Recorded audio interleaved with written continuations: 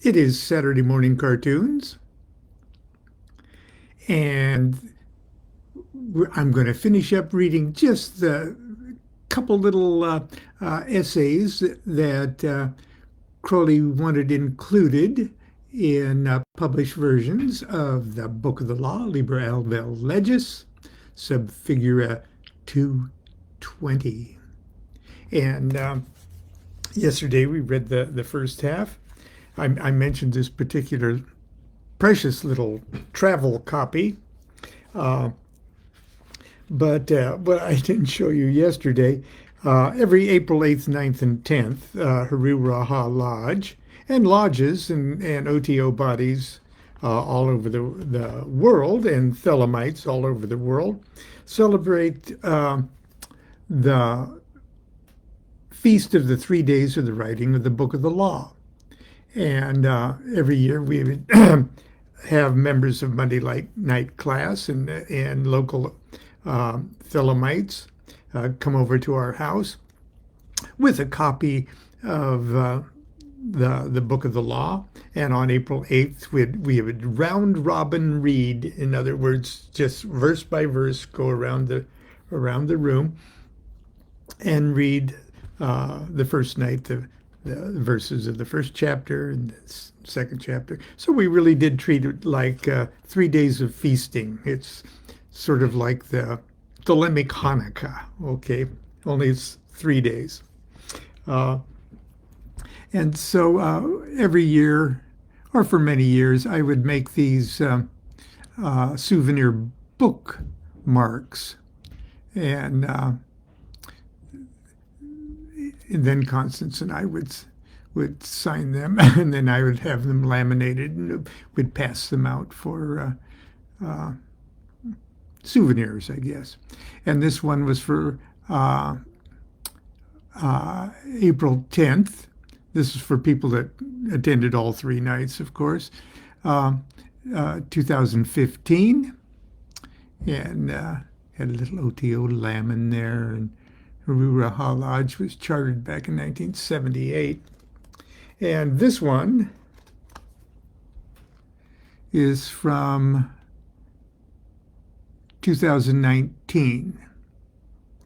And what did I say there? A small gift from Lon and Constance DuQuette and our beloved members of Monday Night Magic class. Oh, but anyway, it's sort of a sentimental little souvenir. Anyway, yesterday we read the I believe it was the 1921 preface that Crowley wrote, and we started reading what he actually called the introduction yesterday. Okay, the introduction is in several parts, and I read part 1, the book, and part 2, the universe. For those of us that are constantly assailed with questions concerning the Book of the Law, especially people that have read it for the first time and go, what the hell is this about? It seldom occurs to me to read them this introductory material because as Crowley sometimes does, people say that Crowley is verbose and overly loquacious and rambles on and on and on about stuff. But the more you read Crowley, the more you recognize the fact that he is insanely, extremely economic with his words. He will explain in one sentence what takes other authors many pages to get around to the thrust of their thought, okay? And it's easy just to skim right over it and not pick up the awesome nuances of it. And it's like this with this introductory material to the Book of the Law, too. So I'm going to start with the little section here. It's called the Law of Thelema. It's the third section of this introduction. Now, I believe that that first section that I read yesterday, the preface, was written in 1921, and I ask us to be mindful of the geopolitical situation on planet Earth in 1921, coming hard upon the trauma of World War One, and because so much of Thelema has to do with the formula of a new magical age. And as we will see here, Crowley will explain exactly what that means to normal people that aren't involved in magic or care about magic formula, because the magical formula of an aeon has to do with everyone, has to do with an underlying, you could call it a background meditation of consciousness that we all share. Not just magicians, not just yogis, not just wizards. Everyone is human consciousness. A new magical aeon means a new adjustment in the hardware of human consciousness. As a matter of fact, if we get right down to it, a magical modification in the hardware of every monad of consciousness. But that's getting ahead of ourselves. So I'm going to start with the Law of Thelema. Here, I'll hold it up so I look like a preacher, but that's for tomorrow's Sunday school. The Law of Thelema, and there's a footnote to Thelema. Thelema is the Greek word for will and has the same numerical value as agape, love, the Greek word for love. Now, I'll digress and say there's several ways to say will, and they have nuances. Several ways to say will in Greek. When the word thelema or telema, Greeks, you just go ahead and correct me all you want. Okay, I apologize up front for my Greek or Hebrew pronunciation. Guilty. But just let me go on with my thought. The specific word thelema in Greek is the same meaning as the biblical phrases that were translated from Greek into English, where in the Lord's Prayer, perhaps the most recognizable prayer in Christendom,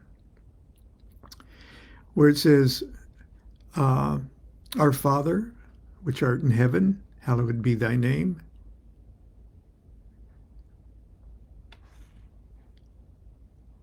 Thy kingdom come, thy will be done. They use the word thelema. Thy will be done. Then, when Jesus was in the Garden of Gethsemane and he was getting ready to be betrayed, and he knew what was going on in this almost voluntary suicide that was being set into motion right then. He prayed, and he said, according to Greek, which the book was written in, If it be thy will, let this cup pass from me. And then later, not my will, but thy will be done. Both of those were thelema instead of a more, okay, the idea of the divine will is thelema. And the context that's used in thelema is that will and the individual Thelemites' will are ultimately the same will. But I digress. I guess I just got off. That was just the title. See, that was just the footnote there. Sorry about that. This book lays down a simple code of conduct. Do what thou wilt shall be the whole of the law. Love is the law. Love under will. There is no law beyond do what thou wilt. And all of that was in quotes. Those are quotes from the Book of the Law. This means that each one of us stars is to move in our own true orbit as marked out by the nature of our position, the law of our growth, the impulse of our past experiences. All events are equally lawful, and every one necessary in the long run. For all of us, in theory. Okay, that's one of those sentences that I was telling you about, and I'm going to read it again so you can see how much is impressed in that sentence.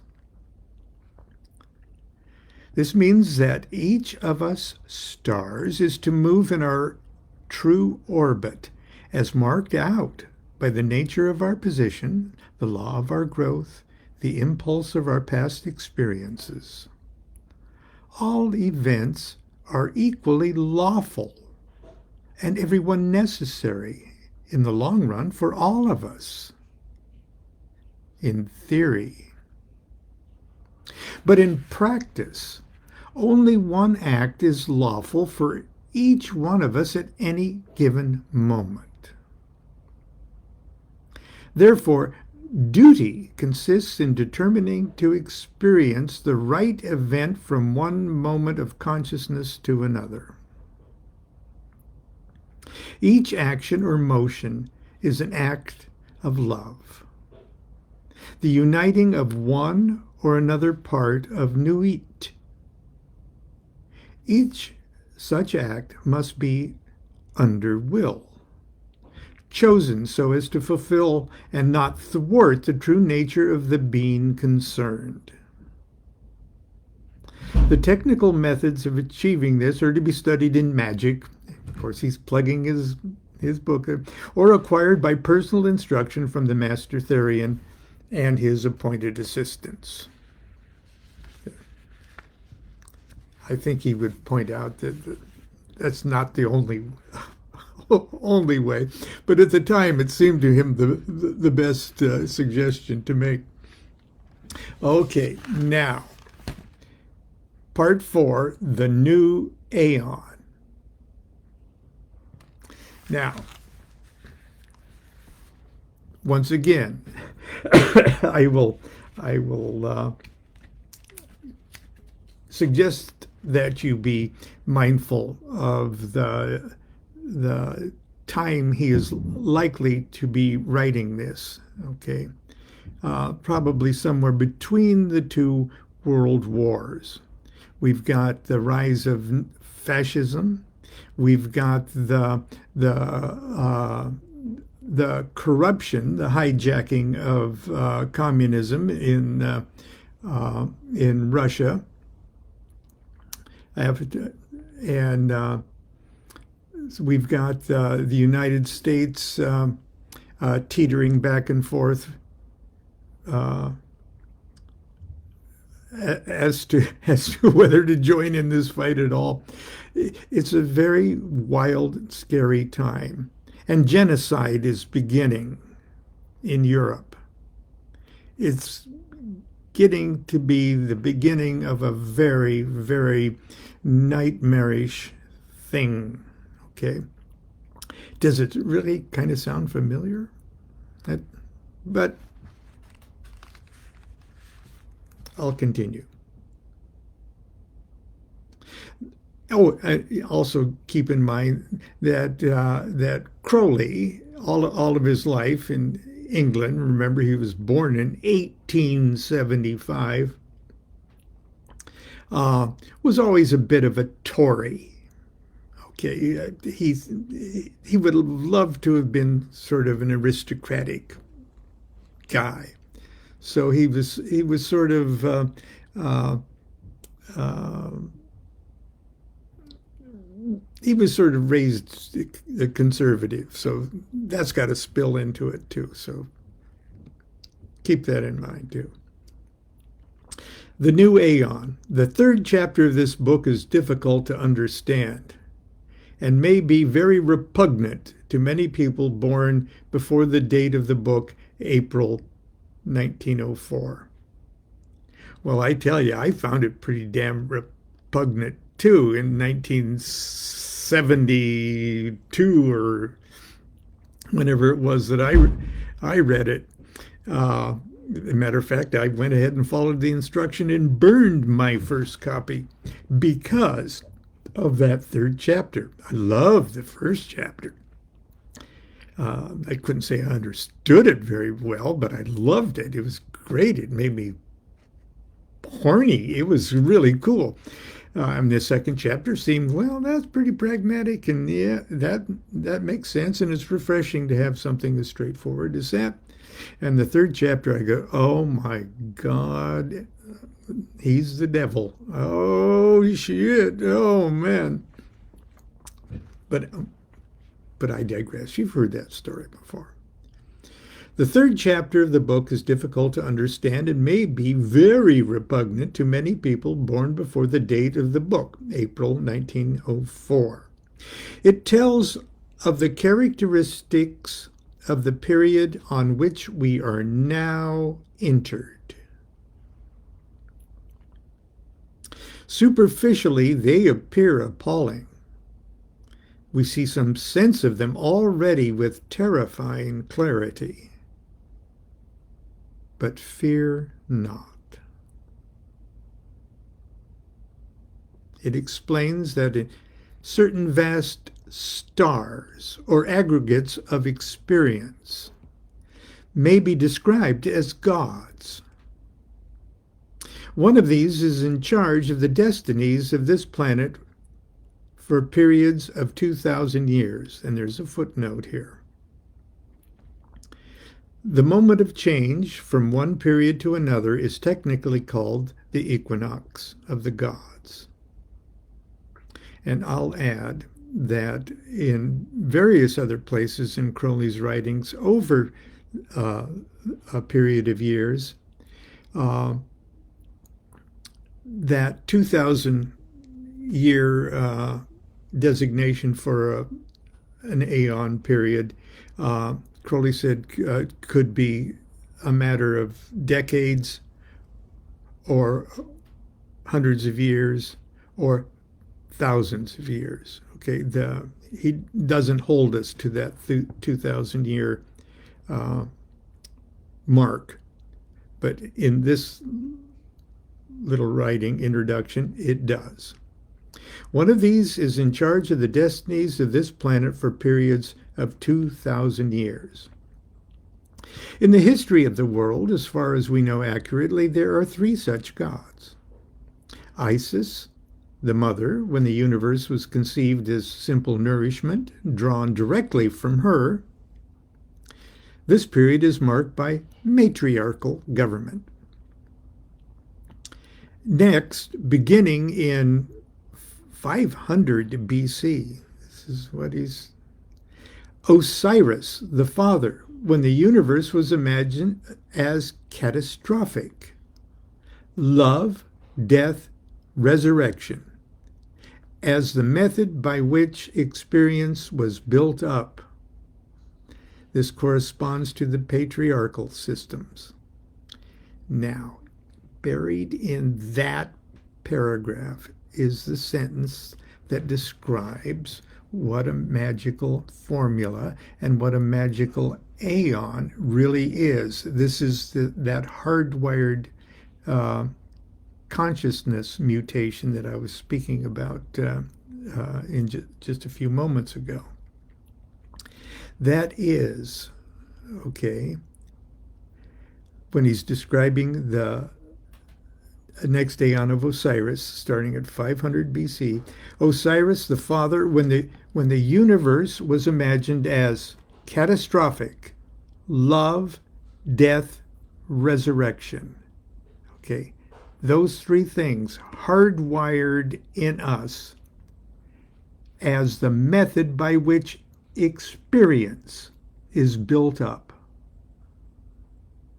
So in other words, we go through a period of world consciousness, if you will, when everyone deep down inside is saying to themselves, okay, I can understand my life experience by a series of love, death, and then resurrection.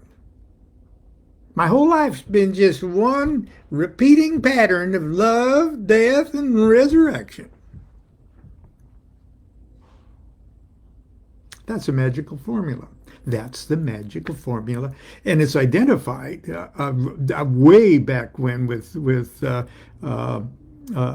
Gnostics. Okay, E-A-O, Isis, Apophis, Osiris. E-A-O. Isis, love. Apophis, death. O, Osiris, risen, resurrection. Everything from cooking to mathematics to everything follows that formula. That's how we build up experience, by viewing it from that formula. And that's what changed in 1904.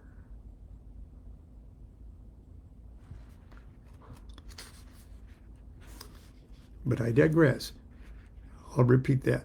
Next, beginning in 500 BC, Osiris, the father, when the universe was imagined as catastrophic, love, death, resurrection, as the method by which experience was built up.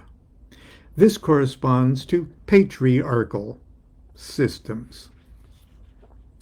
Now, Horus, the child in which we come to perceive events as continual growth, partaking in its elements both these methods, and not to be overcome by circumstance. This present period involves the recognition of the individual as the unit of society. We realize ourselves as explained in the first paragraphs of this essay. Every event, including death, is only one more accretion to our experience, freely willed by ourselves from the beginning, and therefore also predestined. This god, Horus, has a technical title, Heru-Ra-Ha, a combination of the twin gods Ra-Hur-Kuit and Hur-Par-Krat. Those are the Horus twins. the wild and crazy, positive, vengeful, loud, boisterous, bad boy Horus, and then his quiet little brother Osiris. He does, or Hurparkrat. He doesn't say anything. He just rides around on his little dual crocodile skateboards through just he's silence and nobody can touch him. Okay.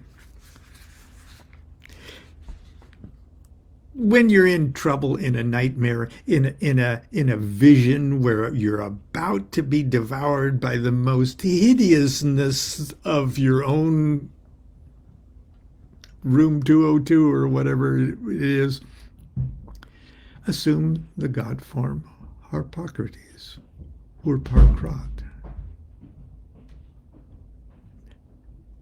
Nothing, you become nothing to which they can put a hook into. You don't need to battle them. You don't need to oppose them. You just need to. Okay. But that is a digression. I'm sorry about that. Okay. Where were we? This god Horus is a technical title, Haru-Ra-Ha, a combination of twin gods, Ra-Hurquit and Hurparkrat. The meaning of this doctrine must be studied in magic. Okay.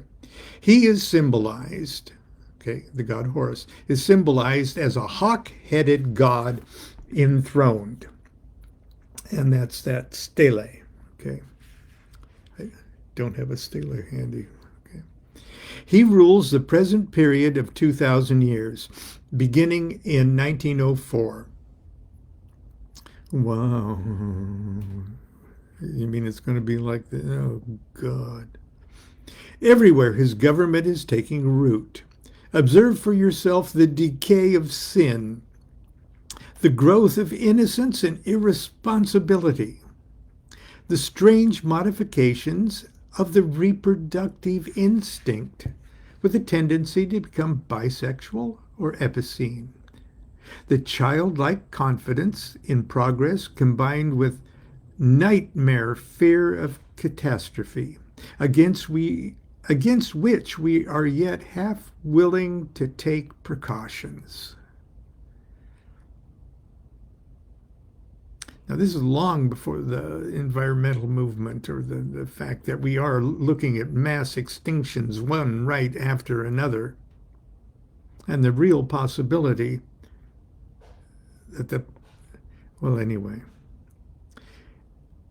And the childlike confidence in progress combined with nightmare fear of catastrophe against which we are yet half unwilling to take precautions. Take that, COPS 2023. Consider the outcrop of dictatorships, only possible when moral growth is in its earliest stages, and the prevalence of infantile cults like communism, fascism, pacifism, health crazes, occultism in nearly all its forms, religions sentimentalized to the point of practical extinction. Now, health crazes in Crowley's days was like, on the road to Wellville kind of stuff. And, I won't apologize for that. We just put it in early 20th century context. Consider the popularity of the cinema, the wireless, the football pools, and guessing competitions, all devices for soothing fractious infants, no seed of purpose in them. I guess he never watched Jeopardy. Jeopardy's the exception to that. The Wheel of Fortune is for morons. But Jeopardy. Jeopardy's holy. Okay. Okay. Consider. I apologize, Wheel of Fortune fans. Okay. Consider sport the babyish enthusiasms and rages which it incites. Whole nations disturbed by dispute between boys. Consider war. The atrocities which occur daily and leave us unmoved and hardly worried. We are children. How this new aeon of Horus will develop, how the child will grow up, these are for us to determine, growing up ourselves in the way of the law of Thelema, under the enlightened guidance of the Master Therian, of course. Step 5, the next step. The next step. Now, during World War II, when the Book of the Law was published as pamphlets and passed out all over the place, in the United States, the OTO thought it wisest to omit these first two words. But it's been put back. The next step. Democracy daughters. Ferocious fascism, cackling communism, equally frauds, covert crazily all over the globe. They are hemming us in. They are the abortive births of the child, the new aeon of Horus. Liberty stirs once more in the womb of time. Evolution makes its changes by anti-socialistic ways. The abnormal man, and he's got that in quote sarcastically, the abnormal man who foresees the trend of times and adapts circumstances intelligently is laughed at, persecuted, often destroyed by the herd. But he and his heirs, when the crisis comes, are survivors. Above us today hangs a danger never yet paralleled in history. We suppress the individual in more and more ways. We think in terms of the herd. War no longer kills soldiers. It kills all indiscriminately. Every new measure of the most democratic and autocratic government is communistic in essence. Now I have to pause and say communistic as he's viewing it is not Mark Twain socialism, is not Charles Dickens socialism. It's what happened after a socialist revolution in the Soviet Union. That's his despised communism. Okay. Every new measure of the most democratic and autocratic government is communistic in essence. It's always restriction. We are all treated as imbecile children. Dora, I'm not sure what Dora is, but our British friends might know. The Shops Act, the motoring laws, the Sunday suffocation, the censorship. They won't trust us to cross roads at will. Fascism is like communism and dishonest in the bargain. The dictators suppress all art, literature, theater, music, news that doesn't meet their requirements. Yet the world only moves by the light of genius. The herd will be destroyed en masse. The establishment of the law of Thelema is the only way to preserve individual liberty and to assure the future of the race.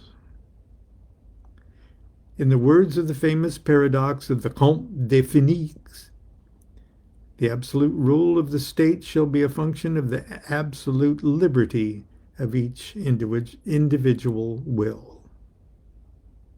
All men and women are invited to cooperate with the Master Therian in this great work. He signs it OM, which is the magical motto. Dum. And that, my friends, is Saturday Morning Cartoons. The essays that precede the Book of the Law. And I'll see you tomorrow for Sunday school. Until then, continue to be good to yourself, good to each other, and do what thou wilt shall be the whole of the law. Love is the law. Love under will